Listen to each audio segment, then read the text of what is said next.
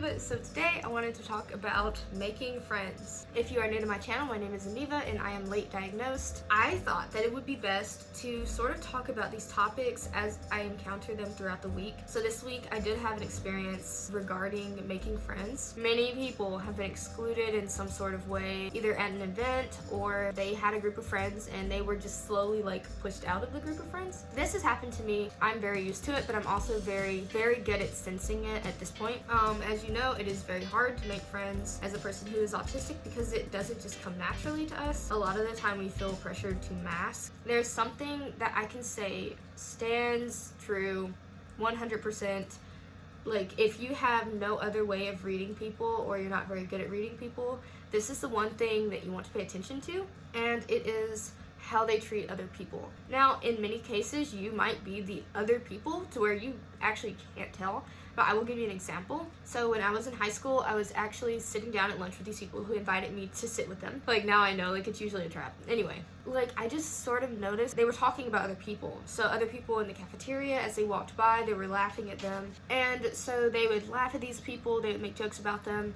And not only were they making jokes about these people, but they were talking about things that these people couldn't change about themselves. So now we have the second, not four, red flag. If you feel like you're being excluded, you probably are. I have misread so many different social situations as far as friendships go, where everything was absolutely fine but I thought something was wrong. If you're in a group of friends and they're all hanging out but you're never invited or they never tell you about it, if everyone is talking at the table and they're not looking at you, if they're asking you for things and they're not asking any of the other friends for things, if they're asking you, hey, can I have your food or whatever, hey, do you have $1, and they're not asking anyone else at that same rate, they're probably trying to use you. One of the things that you'll have a hard time with, more than likely, if you are already in one of these situations, is saying no and leaving. The thing is, you have to learn to stand your ground, and this is just an absolute necessary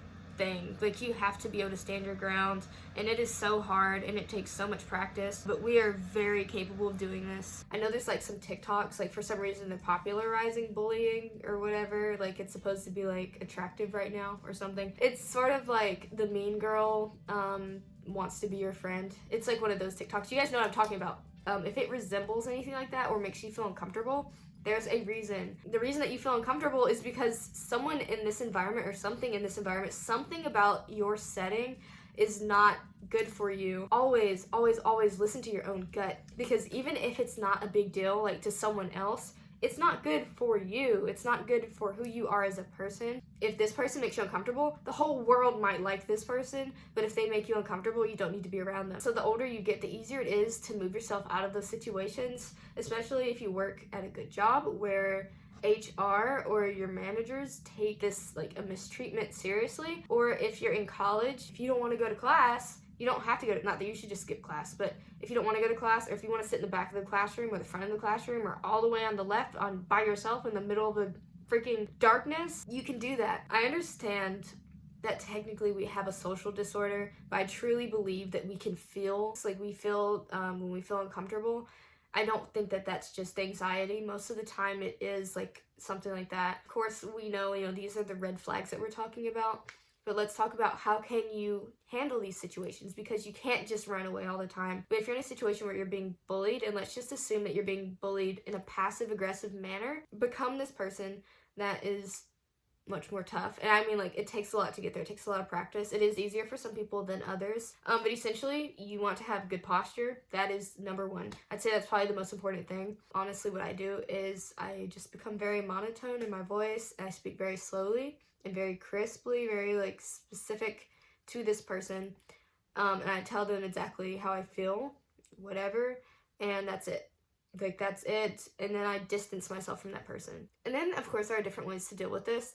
But if you're in a situation where they're being very whatever, towards you, passive-aggressive or aggressive, whatever the case may be, or if they think it's funny, sometimes you just have to stand up for yourself. I know that sounds absolutely horrible. It sounds very ableist, and it's very sad that this is the only workaround I've found. This is the only solution I've found, is when they say no to bullying. I actually don't know of another cure for this, because you can, I said cure.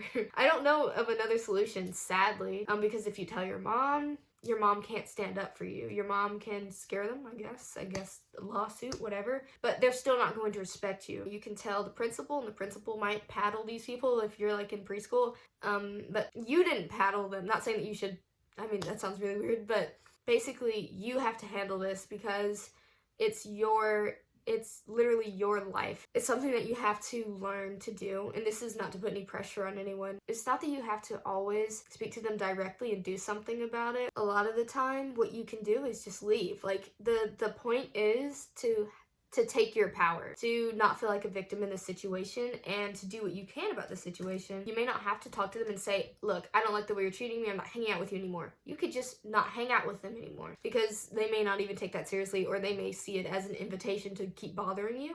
So that's how you want to deal with friendship red flags. If you guys found this video helpful or insightful in any way, please do let me know. You can comment. I just have to say, I know you guys probably haven't even watched this far, but thank you so much for watching my videos and subscribing. I have surpassed my goal for this month. My goal was 75 subscribers, and it just blows my mind because I just started this, and I just really, this is actually my passion, which I just can't believe I'm actually getting to do it. I can't believe people actually want to see my videos.